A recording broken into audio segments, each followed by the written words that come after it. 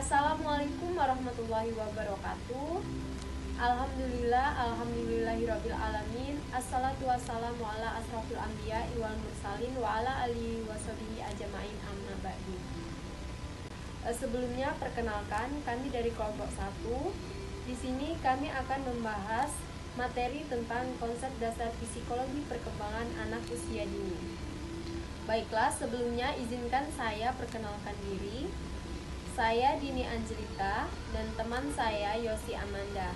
Di sini kami akan mempresentasikan hasil makalah yang telah kami buat. Baiklah, di sini kami membahas tentang pendahuluan dan kedudukan psikologi. Psikologi merupakan ilmu yang sangat berguna bagi dunia medis maupun perkembangan kesehatan lainnya. Psikologi juga sangat berguna bagi kita untuk mengetahui kejiwaan seseorang serta karakter yang dimiliki orang tersebut.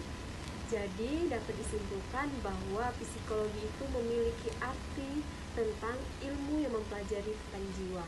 Namun, setiap orang tentu memiliki karakter dan sifat yang berbeda. Oleh sebab itu, ada beberapa ahli yang berbeda berpendapat pula. Adapun faktor yang menolak tentang psikologi. Yang pertama yaitu mereka merasa bahwa seseorang adalah privasi mereka dan tidak layak untuk dipelajari. Yang kedua yaitu pola pikir yang masih tradisional. Yang ketiga yaitu terjadinya boikot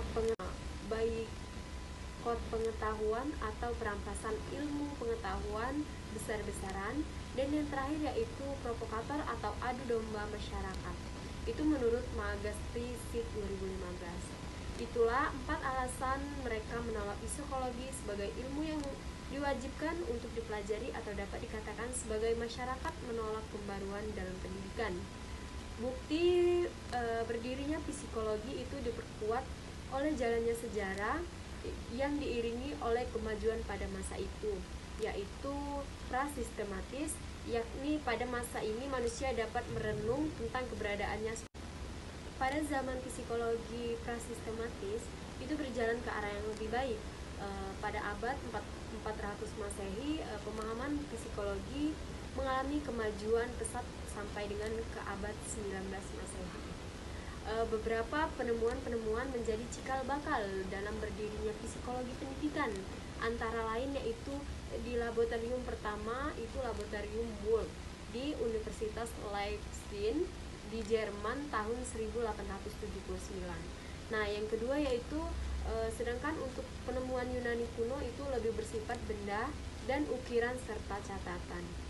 Selanjutnya adalah pengertian psikologi perkembangan anak usia dini. Nah, secara bahasa psikologi itu berasal dari bahasa Yunani dari 2 kata. Yang pertama psyche dan logos.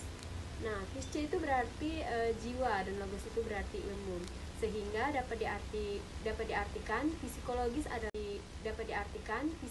adalah ilmu jiwa atau disebut juga ilmu yang mempelajari tentang jiwa manusia. Nah, jiwa sendiri itu merupakan sesuatu yang abstrak sehingga sulit ditunjukkan di mana letaknya di dalam tubuh, yang sulit ditunjukkan keberadaannya dalam seluruh tubuh manusia dan menjadi penggerak dari seluruh perilaku seseorang. Oleh karena itu, jiwa tidak dapat dipelajari secara langsung, tetapi dipelajari lewat ekspresinya. Selanjutnya yaitu pengertian psikologi menurut para ahli. Yang pertama di sini ada Sandrock mengatakan bahwa psikologi itu adalah kajian ilmiah terhadap proses perilaku dan mental. Sedangkan menurut Lowenthal itu mengatakan bahwa psikologi itu merupakan studi sistematis tentang perilaku manusia, yaitu mencakup tentang peranan insting, budaya, fungsi berpikir, inteligensi, dan bahasa. Sehingga dari pengertian tadi dapat disimpulkan bahwa psikologi itu adalah ilmu pengetahuan yang mengkaji dan meneliti proses mental dan perilaku seseorang. Nah, proses tersebut diketahui seseorang pengajiannya pada penelitian psikologi melalui penelitian yang bersifat kualitatif dan kuantitatif. Sedangkan perkembangan dalam bahasa Inggris itu disebut dengan development.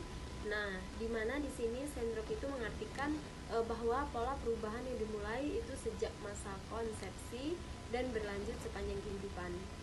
Perkembangan berorientasi proses mental developmental, sedangkan pertumbuhan lebih berorientasi pada peningkatan ukuran dan struktur. Perkembangan berlangsung seumur hidup, sedangkan pertumbuhan itu bersifat fungsional dan biologis. Berikut ada perbedaan antara pertumbuhan dan perkembangan. Di sini pertumbuhan itu merujuk kepada perubahan khususnya aspek fisik. Nah, sedangkan perkembangan itu berkaitan dengan organisme sebagai keseluruhan. Selanjutnya, pertumbuhan menuju kepada perubahan dalam ukuran yang menghasilkan pertumbuhan sel atau peningkatan hubungan antar sel, sedangkan perkembangan adalah merujuk pada kematangan struktur dan fungsi. Contoh lainnya yaitu pada pertumbuhan tidak berlangsung seumur hidup. Nah, sedangkan dalam perkembangan itu merupakan proses yang berkelanjutan. Nah, di dalam perkembangan anak usia dini itu juga terjadi proses perubahan yang bersifat kemajuan dan kemunduran. Misalnya, anak tumbuh gigi itu, tetapi pada saat yang sama anak juga mengalami akibat pertumbuhan gigi tersebut. Nah, oleh karena itu pada anak usia dini ini berada pada masa keemasan atau disebut dengan golden age yang sangat menakjubkan dan terbaik sepanjang hidup manusia. Nah, sedang dari hasil studi bidang neurologi itu mempertengahkan antara bahwa perkembangan kognitif anak telah mencapai 50% itu ketika anak berusia 4 tahun, 80% ketika anak berusia 8 tahun, dan mencapai 100% ketika anak berusia 18 tahun. Ilmu psikologi ini didefinisikan sebagai studi sistematis tentang proses bertingkah laku atau sering disebut behavioris proses. Nah, dapat diartikan bahwa psikologis dan perkembangan ini lebih mengarah tentang tingkah laku itu sendiri, dan seperti yang kita ketahui bahwa perkembangan tingkah laku dapat kita cermati dari dua sudut pandang, antara lain yang pertama itu secara filogenetik, yang dimana filogenetik itu mempelajari perilaku dengan suatu spesies atau objek ke objek lainnya. Yang kedua yaitu tentang secara ontogenetik, di mana ontogenetik ini adalah mempelajari perilaku dari seseorang individu sepanjang hidupnya. Berikut beberapa tugas yang dimiliki oleh psikologi perkembangan, antara lain itu yang pertama yaitu mengidentifikasi dan mendeskripsikan gejala-gejala perkembangan, yaitu tingkah laku dan kemampuan, perubahan dan kemajuan, dan lain-lain. Yang kedua yaitu memberikan suatu penjelasan tentang gejala tingkah laku tersebut yang dilihat dari tugas psikologi perkembangan yang lebih berfokus pada gejala tingkah lakunya. Assalamualaikum warahmatullahi wabarakatuh. Perkenalkan, nama saya Yosi Amanda, NIM 212210038. Di sini saya akan melanjutkan pemateri pertama, yaitu C. Kedudukan psikologi perkembangan AUD dalam sistematika psikologi. Psikologi adalah ilmu mempelajari jiwa dan tingkah laku manusia sejak dari bayi hingga dewasa, yang mempelajari aktivitas respon individu terhadap lingkungannya, sehingga diketahui pengaruh fisik dan psikis manusia yang mempengaruhi terhadap perilakunya. Jadi, perkembangan adalah perubahan menuju arah yang lebih maju, lebih dewasa, bukan kemunduran.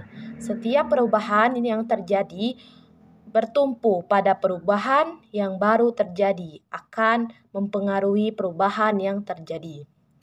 Adapun perubahan berpengaruh yang mempengaruhi yaitu dari pandangan Darwin. Menurut hasil dari karya tulisannya, ia berpendapat bahwa anak usia dini merupakan sumber informasi yang memiliki kekayaan yang unik. Mereka sudah dapat mengerti karakter dan perkembangan sifatnya sendiri, serta tak juga mereka telah dapat mengontrol emosi pribadinya. Next. Faedah praktis mempelajari psikologi perkembangan yang dapat dikemukakan di sini antara lain untuk memahami garis besar pola umum perkembangan dan pertumbuhan anak pada tiap-tiap fasenya.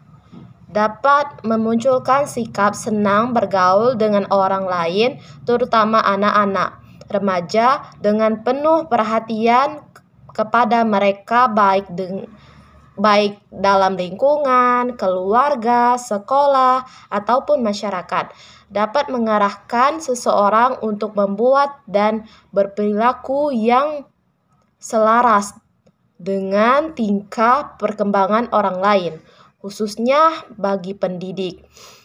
Dapat memahami bahwa memberikan bimbingan kepada anak sesuai dengan tahap perkembangan anak didiknya, sehingga proses pendidikan akan berjalan dengan sukses dalam pencapaian tujuannya.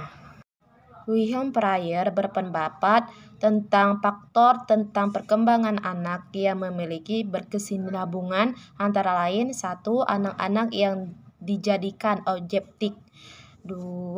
Hasil observasi seringkali tidak objektif. 3. Observasi dilakukan dengan bersifat selektif, tidak teratur, dan tidak sistematis. 4. Kenyataan menunjukkan bahwa kebanyakan pembuatan biografi penelitian kurang selektif dan objektif. Next. D. Sejarah dan studi modern tentang psikologi perkembangan anak usia dini. Munculnya psikologi perkembangan diawali dengan upaya ingin memahami perkembangan anak serta memberikan gambaran tahapan perkembangan anak secara keseluruhan dengan dalam rentang kehidupan, sehingga secara ilmiah dikenal dengan nama lifetime development. Pada abad ke-5 sebelum Masehi, dan para filsuf sebenarnya sudah memperlihatkan dan mengamati terhadap perkembangan anak-anak yang pertama kali yang menyusun oleh pendidikan secara teratur Aristoteles 384 sampai 322 sebelum Masehi. Orang yang menghendaki pendidikan agar menciptakan kehidupan sosial, sehingga ia menitik beratkan perkembangan individu adalah Socrates 469 sampai 399 sebelum Masehi. Ia adalah sebagai peletak abad-abad di Yunani dan Romawi. Studi sistematis tentang perkembangan anak baru mulai berkembang pada bagian pertama abad 20. Usaha awal kebanyakan berupa penelitian dan deskriptif sifatnya.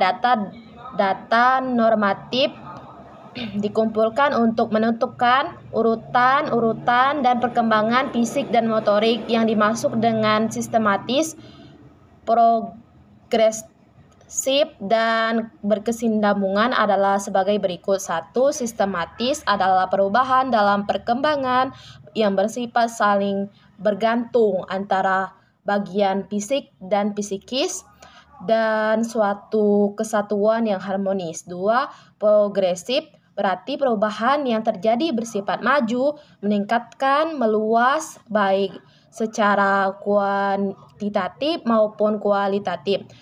3. Berkesinambungan berarti perubahan pada bagian fungsi organisme secara beraturan atau berurutan. Studi psikologi perkembangan modern tentang perkembangan anak baru mulai berkembang pada bagian pertama abad 20. Pada zaman dahulu, anak dipandang dengan miniatur orang dewasa, sehingga diperlukan sebagai orang dewasa dengan fisik dan lebih kecil. Aliran filsafat dan membahas tentang perkembangan anak antara lain aliran empiris, aliran napitis, aliran naturalisme. Psikologi diperkenalkan di Indonesia pada tahun 1952 oleh Slamet Iman Santoso, profesor psikiatri di Fakultas Kedokteran Universitas Indonesia. Menurut Slamet, psikiatri membutuhkan ilmu psikologi untuk menjelaskan potensi manusia guna menyeleksi orang yang tepat. Pada awalnya, psikologi merupakan bagian ilmu sosial hingga tahun 1952 berkembang menjadi Fakultas Psikologi. Berikut tokoh-tokoh perintis psikologi perkembangan anak. 1. Johanna Moscow minus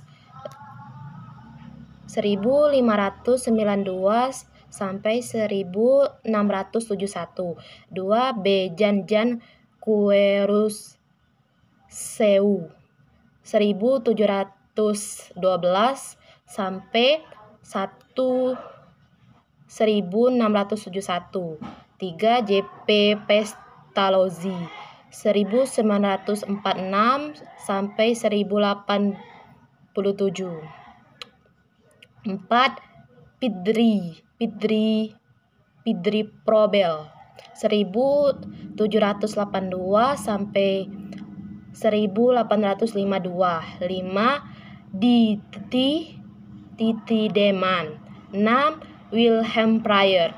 Istilah psikologi perkembangan ilmu jiwa tidak digunakan lagi sejak tahun 1876 yang dipelopori oleh J.B. Watson sebagai ilmu mempelajari pelaku, karena ilmu pengetahuan menghendaki objeknya yang dapat diamati, dicatat, dan diukur. Jiwa dipandang terlalu abstrak, dan jiwa hanyalah salah satu aspek kehidupan individu. Psikologi khusus. 1. Psikologi perkembangan, psikologi anak atau mencakup masa bayi, psikolog puber dan adolescensi, psikologi orang dewasa, dan psikologi orang tua. 2. Psikologi sosial. 3. Psikologi pendidikan. 4. Psikologi kepribadian dan tipologi. 5. Psikopatologi. 6. Psikologi kriminal. Baik, mungkin itu saja penjelasan dari kelompok kami, dari kelompok 1. Kami akhiri. Wassalamualaikum warahmatullahi wabarakatuh.